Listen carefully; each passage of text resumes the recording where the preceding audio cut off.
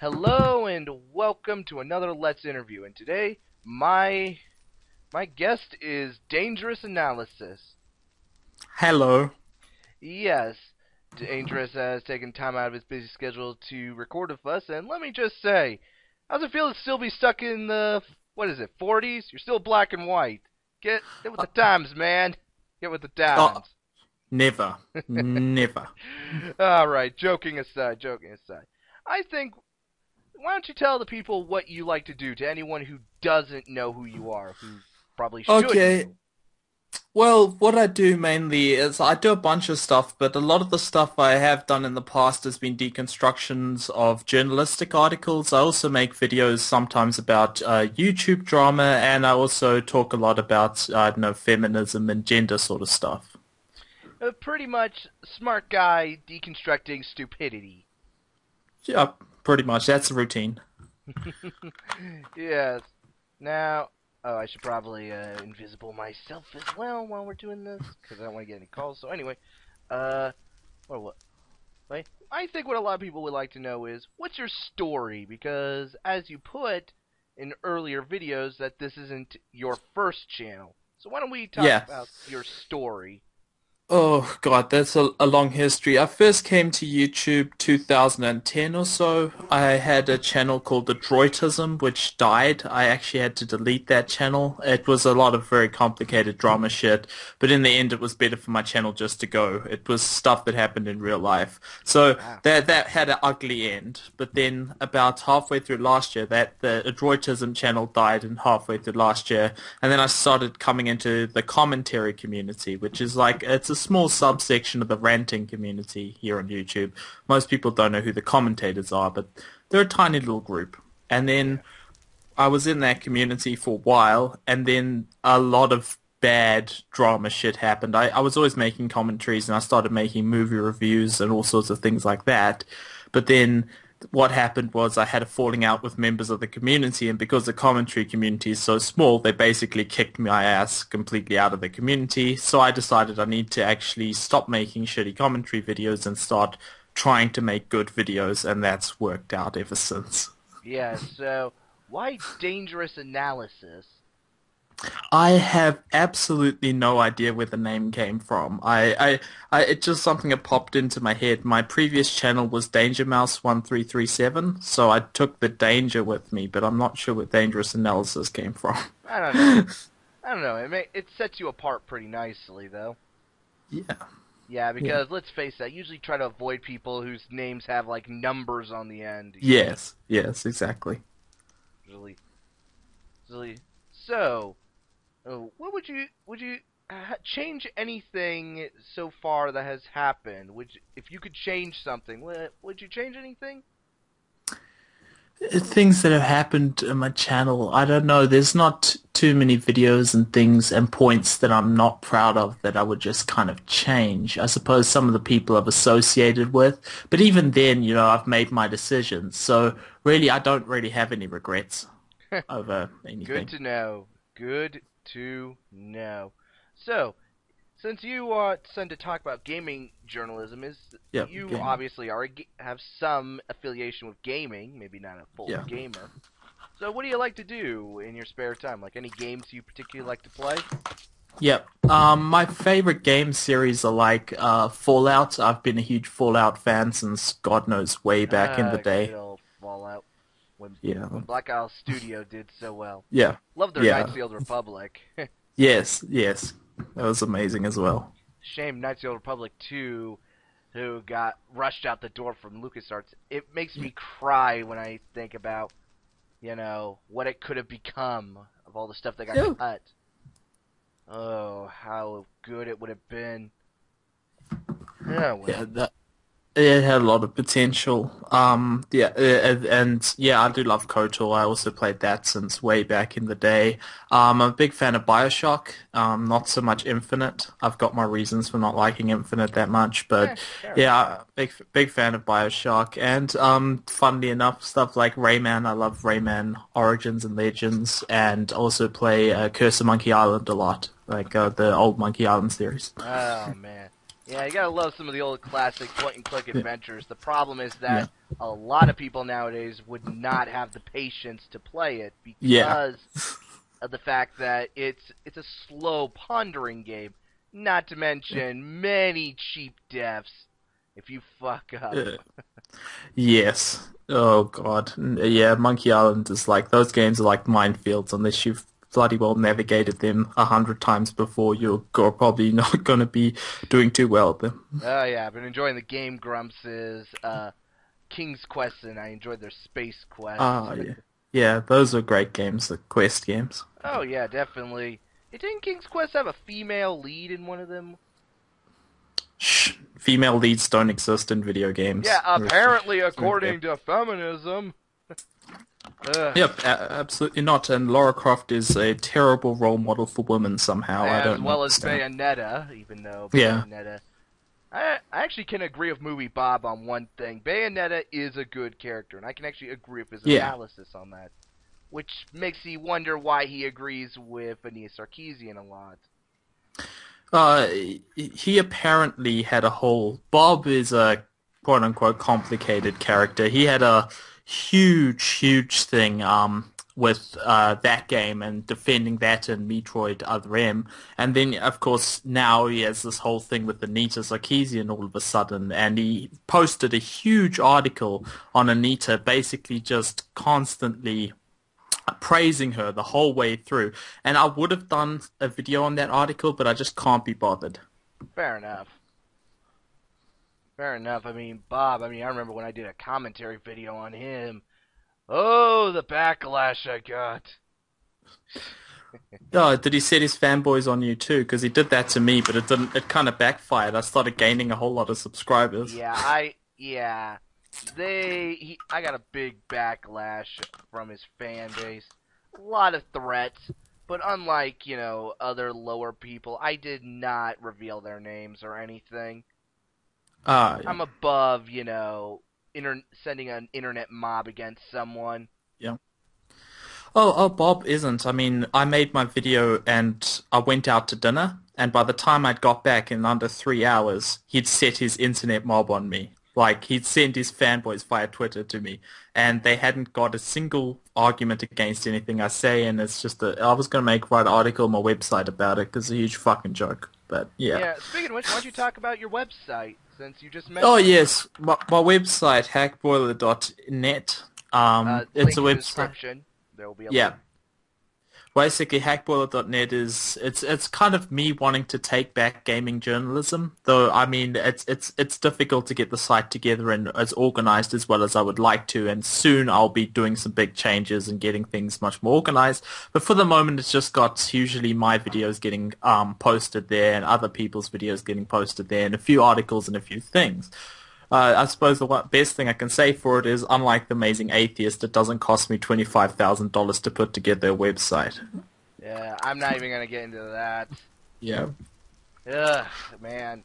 Yeah, these internet commentators are starting to become a little too big-headed. Yeah. Becoming the things that they fight against. Yeah. Isn't that something Nietzsche once said?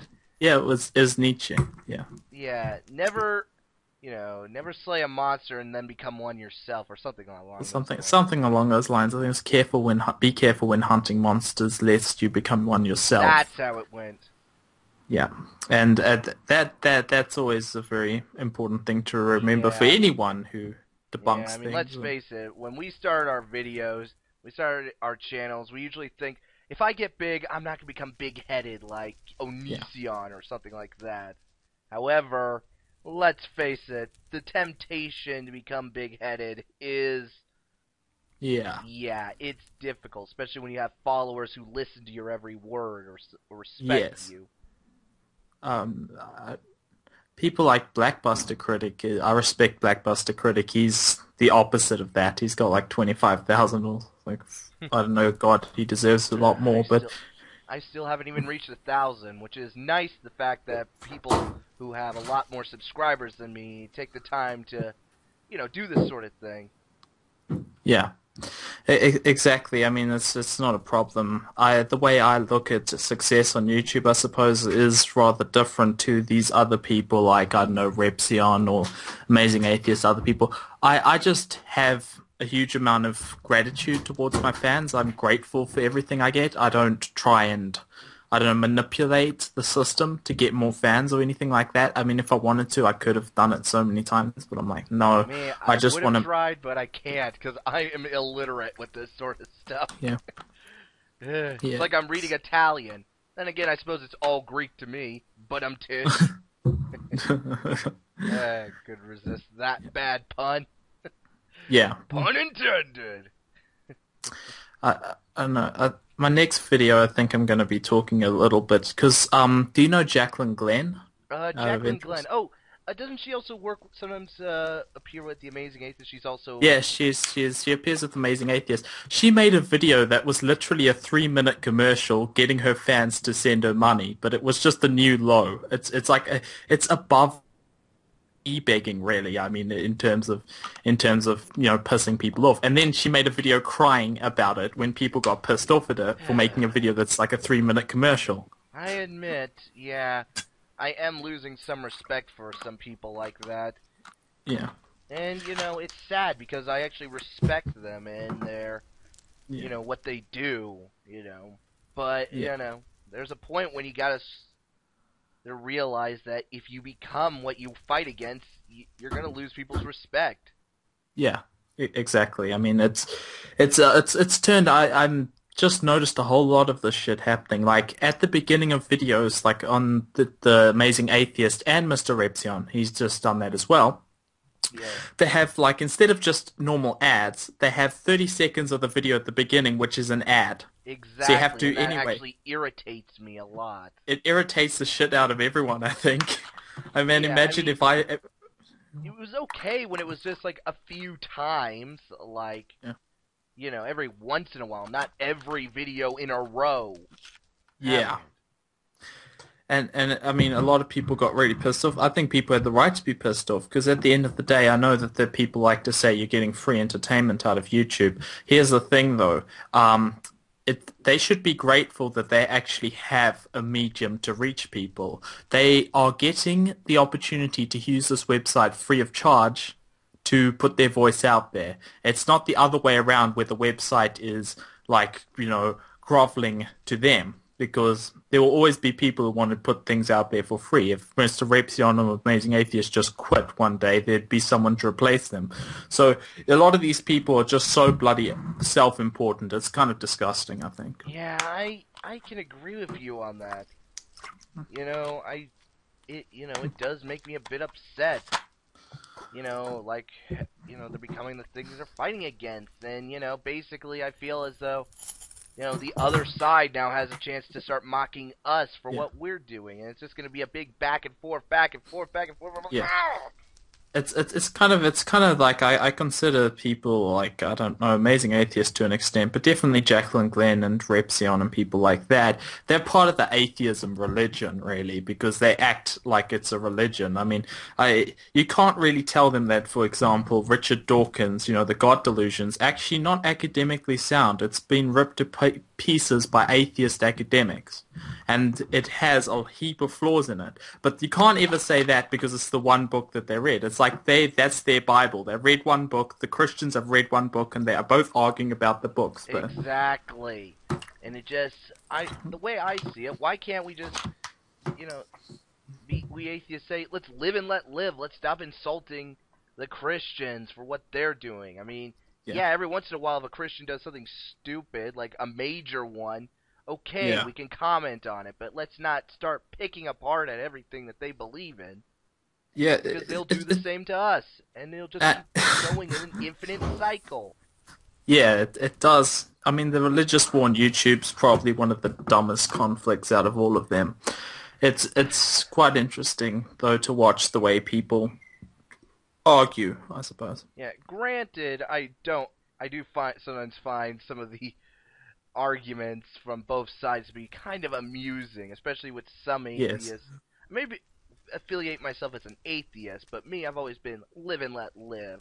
I will point out a couple of inconsistencies, like my Lord is my shepherd, and I actually lampshaded the fact. Well, doesn't a shepherd kill his sheep later? And I mentioned maybe you should change it to my Lord is my protector, and then Yeah, go with that. See, yeah, it's sort of a comment like that. It's not too insulting, and it's actually helpful. yeah. Why can't I don't. more atheists be more like that? Give more Yeah. constructive criticism. And it's just, I mean, there are a lot of smart. I kind of see a division on YouTube between the smart atheists and the dumb atheists. I mean, anyone could make, like Repsion instantly, I refuse to believe that Repsion becoming an atheist all of a sudden isn't something he did for attention or did to fit in. Because making an atheist YouTube video is the easiest thing in the world. I mean, all you have to do is go look up something and like, you just be like Jacqueline Glenn's newest video, where you just say, yeah, you couldn't fit all the animals in the world inside a wooden boat, and then you're I like a genius, you know? Actually, I like to think that maybe God gave Noah Gallifreyan technology, so it's bigger on the inside, like the TARDIS. Yeah, It Noah could is have. the first Time Lord. That would Yes. be so awesome. I mean, it's the problem is I think that the problem with them is they're not very smart. I mean, it doesn't require any sort of thinking to debunk a lot of create it to attack someone's religion is very very simple and very very easy to do. What's more difficult to do is to try and explore that religion. I mean, the story of Noah comes from the Sumerian. It comes from the Epic of Gilgamesh, which is ancient Sumerian, and it's actually very interesting where that story comes from. But you have people like who just want to go, "Oh yeah, it's all bullshit," and then they just leave it at there. They don't understand the history. They don't understand the logic behind anything, and they just have no education. And it's just kind of sad that Thunderfoot has a lot less subscribers than the Amazing Atheist, for example. I Yeah, think that Thunderfoot that's does put a lot indicative. of time and effort, and he doesn't just attack creationists. He shows science and other educational Yeah, stuff. Seriously, yeah, check out Thunderfoot. He is a pretty reputable source of yeah. intellect. He was the guy who actually got me started on YouTube. I mean, hell, I just got a shout out from Thunderfoot basically, and that was how my channel started. So I was lucky, but Yeah. yeah, Oh, I have a how lot of I respect for wish Thunderfoot. I could get him onto this show. But Yeah, he's always traveling around, and he's probably really yeah, busy. So I don't think he wouldn't I don't think he would say no to me because he doesn't want to, but mostly because he can't. yeah, yeah. I mean, he's a scientist. He's a someone who has a high education. But the most important, the biggest problem I have is just people's opinions being taken as facts, which Exactly. happens all over the place. Yeah, I can always say I feel that blah blah blah blah blah blah blah blah. Put up a video and then just call Yeah, it a day. But it takes a lot more effort to actually do the research. That's why I also like people like Education is Cool, who pretty much he shows his facts, he shows citations and everything, yeah. and I like That people yeah, like that.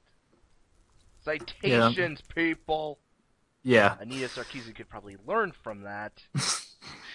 Well, I actually found her sources. Well, And that I was wouldn't really call them after the fact sources. Well, that that people kept yeah, screaming sources.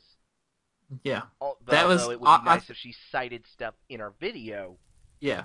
I mean, I was the person who mainly was screaming sources at her, and it turns out that while I issued a challenge for all of them to send me her research materials directly, and not a single one of her supporters did, which I thought was really funny because if you kick-started her beyond a certain point, you would get sent research materials. Which So I makes want to no know what those are. sense in Yeah. that's Well, yeah. really you have to I have to pay money to get the proof that this is real research? What? Yeah, that's also fucked up in and of itself. But someone did send me her sources, and the only academic, like proper academic source she actually cites for any of her arguments, which was when she was talking about domestic abuse, comes from a fringe sociologist, someone who's nuts, someone who in the scientific world no one cares about. It's a paper that's a complete outlier and it has no other basis. It's not actually a fact. It's just a theory that someone posited. And she's like, this is a fact. And it's like, it's a paper from 1999 that, people don't even care about. So where the hell is your academic proof? Yeah, if I were to put like a good academic cutoff, or like what's a good citation, what's bad, stuff like from 2005 and above would probably be a good Yeah. resource, as long as you Yeah. got more stuff to back it up. The earlier it is, the stuff beyond that, you can sort of use, but you can't use it as complete fact, as things and Yeah. information do change. Yeah, exactly. Exactly. I mean, it's kind of crazy, and that's the only one that she cited. The rest of her sources are all blog articles that are like highly opinionated blog articles. I mean, the only And blog article I ever use as real fact against her is the one that basically shows proof and side-by-side comparisons that she yes. took, Let's Play footage. And as a Let's Player, I feel Yeah. even more insulted. It's ridiculous though. I mean, she got $160,000. She could use that money to do real psychological research on the impact of video games. I mean, this impact of video games is something that no one has come up with conclusive research on yet, and especially gender roles in video games. Though there are real studies out there, which she could have actually cited, by the way. I was going to actually do a video looking at the real evidence on what sexism in video games does, but Anita, her biggest problem is underlying everything's just the assumption that a video game will make you more sexist, and And that's even though she said ridiculous. that in the same video, no less, there's no monkey see, monkey do attitude in mankind. So, Yeah, exactly. it's just, it baffles me how people can Yeah. support her. Well, I just have to think. I mean, of all the people whose journalistic articles I've debunked, all of those people, they all seem to be liberal arts graduates. They all. I mean, I'm not a right winger. I'm not a conservative. I'm not a anti-gay, hateful misogynist like some people have tried to characterize me. I'm not an anti-feminist, nothing like that. But when I look at an article and I look at all these articles, I just see this ridiculous, I wouldn't say even progressive, but authoritarian left-wing bent. They're all left-wing, and it's ridiculous. If someone finds some sort of right-wing bias, please tell me. But in the gaming press, it all seems to be complete left-wing bias by nut jobs. Yeah, I do sort of see that veering towards more controlling attitudes rather than freedom attitudes. I do Yeah. tend to see that in a lot of gaming journalistic arguments against, something. Yeah, and I mean, they're journalists. They shouldn't be arguing anything. That's the other thing. I mean, if you're a journalist, your job is to report the facts. Your job is to make sure that things are correct. I mean, if we have journalists that, and that's the problem, our journalists are basically bloggers in gaming. I mean, they basically treat their websites like their own public Tumblr forum, basically, their own public Tumblr page. That's really... Don't get me started on the Tumblr feminists. Ugh. Oh, God. That's just, it's like, I don't know what would be worse, walking into a 4chan or walking into a Tumblr feminist blog. Because both Yeah. are pretty much made of stupid. Yes. I agree. Although I could probably say that 4chan would probably be a slightly more entertaining. Yes, yes. I don't know. I like, have you heard of, what's his name? The Internet Aristocrat? No, I haven't. I'll post a link or I'll give you his channel, but he does this series called Tumblrisms where he goes and looks at all the feminist Tumblrs and all those things, and I couldn't believe some of the stuff is out there on Tumblr. I didn't know about it. Oh, White Privilege. His newest one was on White Privilege. White? Oh yeah, isn't that the one about the feminists who pretty much wanted to tax white males? Yes. There was that, because at the end of the day, it's all about money. I mean, they claim that they want privilege, that they want etc. etc. etc. But at the end of the day, it's all about money. And if anyone ever tries the privilege argument with me, I can debunk it in 10 seconds. Because why don't you do it? Well, I'll do it right now. Basically, the thing about privilege is, when you say white people are privileged, you're saying that we have the freedom to not be discriminated against. In other words, you want black people to have the freedom to basically be free from discrimination. You don't want to end discrimination. You want to keep discrimination in the room. You just want to make sure it doesn't happen to your chosen group. So instead of saying discrimination is wrong, you're just saying it's bad when it happens to us, and this is bullshit. That's pretty much. That's actually a really good argument. Yeah. There, as a Cyberman once said, there is logic in what you say. Yeah, it's crazy what people post on Tumblr. I can't believe I know, that and shit. I'm just glad there's people like you who want to keep some writing and journalism, keep their integrity. Yeah, I try and make them keep their integrity as much as possible, as difficult as that is. I did see an article in The Guardian online saying, where do all the angry white men come from? Yeah. And I thought that was fun, because that article was a new low for me. I mean, I've read some bad shit, and I've read a lot of bad shit on my channel, but that was a new low for me. I mean, what happened was the author cites a book as their reference, but they don't actually cite the book. They just say, this guy's argument is really good. And they also acknowledge all the problems with the book at the same time. So it's like you're not even citing anything. It's so beautiful. I should find that and do that on my channel. Yeah, it would be something easy for you to do. You do a lot of heavy stuff, so sometimes it's nice to do something that's simple and easy to work against. Yeah, most blog articles and news articles are pretty simple to deconstruct for me. Mainly because they're completely written by idiots, apparently. I mean, it's amazing. I mean, I'm not saying there aren't good journalists out there. I like Eric Kane, and I like this guy from Cinema Blend, William Usher. Those guys are pretty good. But they're good because they can understand that the vast majority of other journalists are talking complete shit. Yeah. I know.